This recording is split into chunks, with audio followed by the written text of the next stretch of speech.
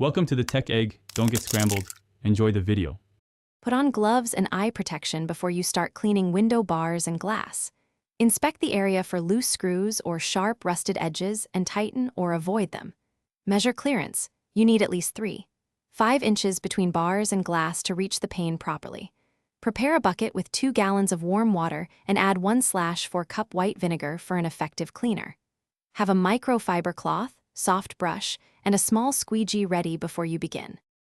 Start by brushing the metal security bars with a soft brush to remove dust and cobwebs. Spray your vinegar solution onto the bars and glass and let it sit for 30 to 60 seconds. Scrub metal with a non-abrasive pad and the glass with a microfiber cloth using circular motions. For the pane, use a small squeegee and pull straight strokes from top to bottom. Wipe edges and corners with a dry microfiber cloth to remove remaining moisture and prevent streaks. After cleaning, dry all metal surfaces completely to prevent rust from forming on bars.